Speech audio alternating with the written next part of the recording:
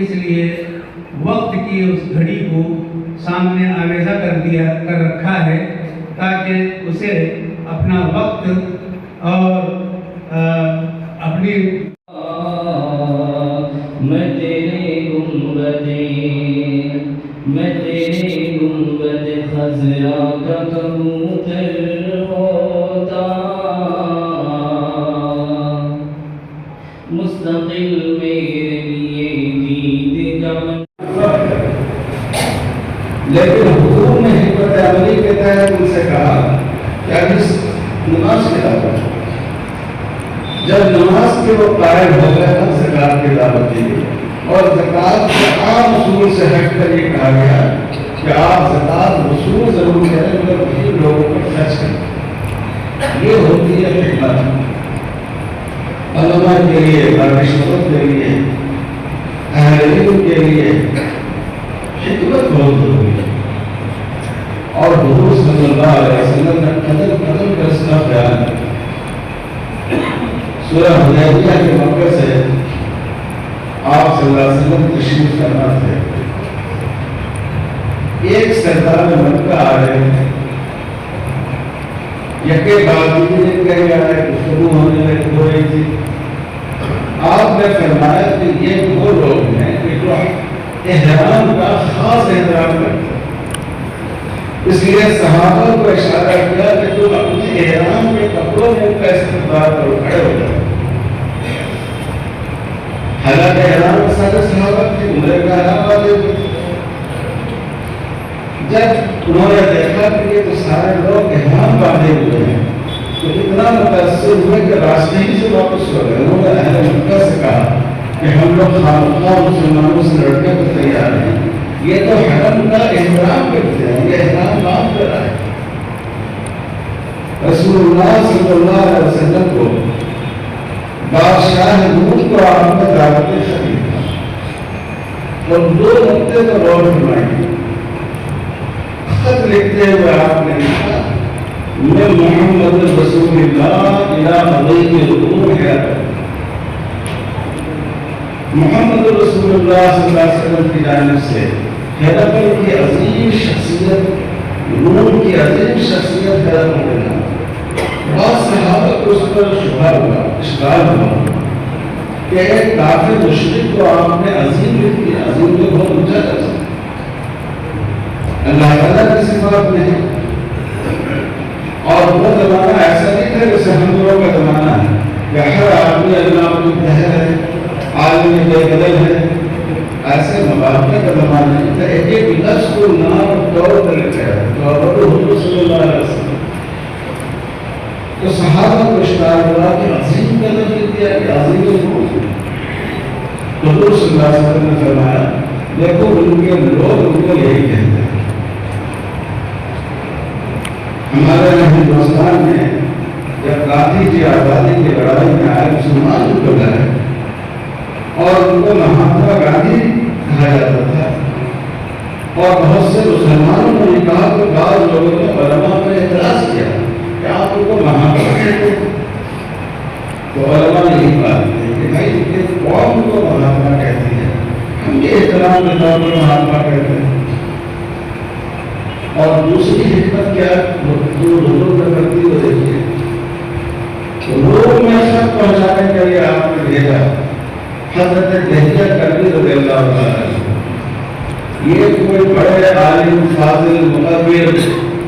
نہ حضرت عمر کے جیسے قائد صاحب علم تھے، نہ حضرت عبداللہ ابن عباس کی طرح مفسر قرآن تھے، نہ حضرت ابو ہریرہ کی طرح محدث تھے، نہ حضرت علی کی طرح فقیہ و خطیب تھے، ایک عام سے صحابی تھے۔ شارحین حدیث کی جو نقطہ لکھا ہے کہ حضرت دہیہ کربی کی جو شکل تھی وہ رومیوں سے ملتی ہوئی تھی، عربوں کی شناخت میں، اپنے چہرے اشرے میں اور رومیوں کے چہرے اشرے میں فرق ہوتا ہے، تو حضور صلی اللہ علیہ وسلم نے اس لیے ان کا انتخاب کیا کہ ایک ایسا آدمی ہمارا خط لے کر جائے کہ پہلی نظر میں ان کو اس سے انس محسوس، وہ اس کو قبول کرنے کو تیار ہے۔ آپ دیکھیے کتنی زیادہ ہمارے آقا صلی اللہ علیہ وسلم کیا ہمتوں کی لائق تھی. تو میرے گھر اور لوگ اس کو ہم لوگوں نے چھوڑ دیا. ہم لوگ علماء کہہ رہے ہیں ہم سے اس معاملے میں اور زیادہ دنیا ہوگی. کوئی آدمی اگر آتا ہے اسلام کے بارے میں اعتراض کرتا ہے, شریعت کے بارے میں اعتراض کرتا ہے, ہم ہمیشہ فتوے کی دوسرائی تلوار نکالتے ہیں. یہ تو بالکل کافر ہے, کافر نہیں اکثر ہے, یہ ایسی بات کہتا ہے. نہیں, ہمارا کام ہے اس کو اٹھنے حکمت کے ساتھ اٹھنے میں. رسول اللہ صلی اللہ علیہ وسلم کے پاس ایک نوجوان آئے, ایمان لائے, کہنے لگے کہ صاحب سب کچھ ٹھیک ہے لیکن میں زنا نہیں چھوڑ سکتا. سوچیے کتنی بڑی بات. اگر ہمارے آپ کے سامنے کوئی ہمارا عزیز ایسا ہے تو آپ کا جی جائے گا کہ اس کی گردن مارنا. لیکن حضور صلی اللہ علیہ وسلم ذرا بھی خفا نہیں, کہیں بلایا, ان کے سینے پر دستے دعائیں, ان سے کہا تم جس چیز کے بارے میں کہتے ہو تو میں نہیں چھوڑ سکتا. اگر وہی عمل کوئی شخص تمہاری ماں کے ساتھ کرے تو برداشت کر سکتے ہو؟ بیوی کے ساتھ, بیٹے کے ساتھ ان کا جوش بڑھتا جاتا تھا کہ میں ہرگز برداشت نہیں کروں. حضور صلی اللہ علیہ وسلم نے فرمایا تو غور کرو, تم نے اگر کسی عورت کی عزت سے کھیلا وہ بھی تو کسی کی ماں ہوگی, وہ بھی تو کسی کی بیوی ہوگی, اس کو بھی کسی ماں باپ نے جنم دیا ہوگا. اس کے کیا جذبات ہوں گے, اس کے دل پر کیا اثرات ہوں گے. بات سمجھ میں آئی. فرمایا کہ اللہ کے رسول میں سب توبہ کرتا, یہ حکمت ہے. اور میں علماء کرام سے درخواست کرتا ہوں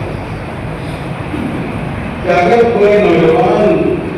کوئی جدید تعلیم یافتہ, کوئی غیر مسلم بھائی اگر اسلام پر اعتراض کرے تو ہم کو ناراض نہیں ہونا چاہیے. ہم کو حکومت کے ساتھ, محبت کے ساتھ, درگزری کے ساتھ, اس کی مصلحت کے ساتھ. اب ہمارا یقین ہے کہ اللہ کے دین کا کوئی حکم عقل اور مصلحت کے خلاف نہیں ہے, تو اس طرح ہم کو سمجھانا چاہیے. سر سید احمد خان مرحوم سے ہمارے تک علماء کا بہت اختلاف رہا ہے. وہ بڑے مسلم اصلی تعلیم کی مسلمانوں میں دنیا تک کے سر سید احمد خان, لیکن ان کے بعد افکار ایسے تھے جو قابل اتفاق نہیں تھے. اللہ تعالیٰ ان کے مغفرت فرمائے, ان کے درجات بلند فرمائے. ایک بات ان کی مجھے بہت اچھی لگی. وہ کہتے تھے کہ قرآن اللہ تعالیٰ کا قول ہے اور یہ کائنات اللہ تعالیٰ کا فعل ہے, اور اللہ کے قول اور فعل میں تضاد نہیں ہو سکتا. کائنات کی کسی حقیقت کے خلاف قرآن کا کوئی بیان چلایا یہ نہیں ہو سکتا. تو سب سے اہم بات یہ ہے تحفظ شریعت کے عنوان سے حضرت مولانا کا دورہ رکھا ہے, اور اس کے بارے میں تو ذرا سی وضاحت آپ کو کر دوں کہ اس کا مقصد کیا تھا, اور دوسرے یہ کہ آخر میں کچھ آپ حضرات سے درد مندانہ کچھ جو ہے گزارشات کریں. یہ جو ہم لوگوں نے دورہ رکھا تھا 5 روزہ, اور اللہ کے فضل و کرم سے بہت کامیاب دورہ رہا. 5 ضلع میں ہم نے علماء سے بھی اور تنظیموں کے ذمہ داروں سے بھی جو ہے حضرت کی مخاطبت کروائی, اور حضرت کے ساتھ جو نوجوان علماء ہمارے جمال عارف صاحب اور عمر الدین صاحب, یہ دونوں حضرات بھی اللہ کے فضل و کرم سے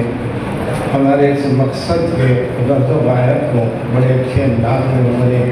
علماء کے سامنے بھی رکھا اور عوام کے سامنے. اصل میں اس کا مقصد یہ تھا کہ مسلم پرسنل ووٹ کا تعارف بھی ہو جائے, اور مسلم پرسنل ووٹ کے بارے میں ان دنوں ایک مخصوص حلقہ یہ سوچ رہا ہے کہ بابری مسجد کا جو قضیہ نامرضیہ اور جو فیصلہ آیا ہے اس کے بعد ایک ایسی سوچ عوام میں اور خواص میں بطور خاص پیدا ہوئی کہ عدالت سے رجوع ہونا اور اپنے قضیے اور مسئلے جو ہیں ان کے سامنے رکھنا یہ وقت کا ضائع کرنا، اور نہ صرف یہ کہ پھر مسلم فیصلہ بورڈ اور اسی طریقے سے جمعیت علماء اور جن تنظیموں نے بابری مسجد کے کیس کو لڑا ہے، اب وہ چونکہ کیس جو ہے ہر ایک آدمی جانتا ہے اور پورا عالم جانتا ہے کہ وہ جو فیصلہ ہوا وہ کوئی دلائل کی بنیاد پر نہیں، بس اکثریت کی عقیدت مندی اور جو ہے موجودہ حکومت کی جو ہے شرم و مزدوری، اس کی بنیاد پر وہ کیس جو ہے ہم لوگوں کے خلاف اس کا فیصلہ آیا۔ تو اس سے یہ نہیں سمجھا جائے کہ یہ جو ملی تنظیمیں جو ہے کام کر رہی یا اسی طریقے سے حکومت کے جو ہے عدالتوں سے رجوع ہو کر اپنے کسی مسئلے کو جو ہے لڑ رہی ہے تو بے مقصد ہے، بے مطلب ہے، اور مسلم فیصلہ بورڈ اور دوسری تنظیمیں جنہوں نے جو ہے اس فیصلے کے ختم ہونے کے بعد جو ہے انہوں نے جو ہے طریقہ اختیار کیا وہ صحیح نہیں تھا۔ یہ ایک چیز ایسا عوام اور خواص میں پائی جاتی تھی، تو اس دورے میں بطور خاص ہم نے اس کا تاثر دیا اور یہ حقیقت سب کے سامنے رکھی کہ مسلم فیصلہ بورڈ پورے دین کے تحفظ کو جو ہے لے کے چل رہا ہے۔ اب ظاہر سی بات ہے کہ دین کے تحفظ کی ایک شکل یہ کہ حکومت وقت اگر مداخلت کرتی ہے تو اس سلسلے میں قانونی چارہ جوئی کی جائے، ایک لیگل سیل اپنا کام کر رہا ہے۔ اب اگر خدا نہ خواستہ اس میں اگر کبھی ہم کو ناکامی ہوتی ہے تو اس کا مطلب ہرگز یہ نہیں کہ مسلم فیصلہ بورڈ جو بھی کام کر رہا ہے اس کی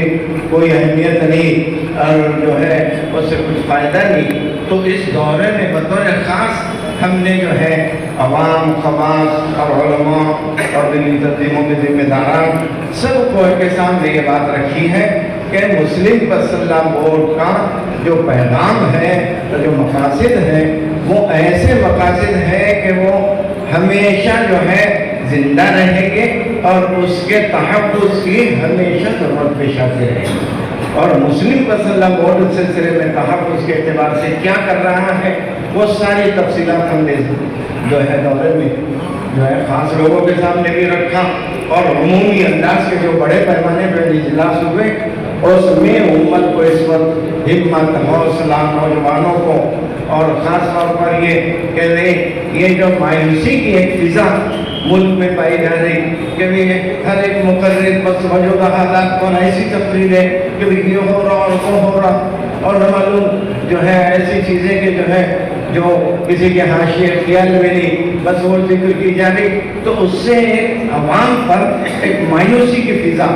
تو اس مایوسی سے نکالنے کے لیے آج سب سے بڑا مسئلہ یہ کہ بھئی عوام کے سامنے آپ ایسی بس ہمتی کی باتیں نہ کریں بلکہ حوصلے کی، ہمت کی، اور پھر صحابہ کے، تابعین کے، خود رسول اللہ صلی اللہ علیہ وسلم کی زندگی کے وہ واقعات سنائیں کہ ایسے حالات میں رسول اللہ صلی اللہ علیہ وسلم نے کیا رہنمائی فرمائی۔ تو اللہ کے فضل و کرم سے ہمارا دورہ ان مقاصد کے اعتبار سے بڑا کامیاب رہا۔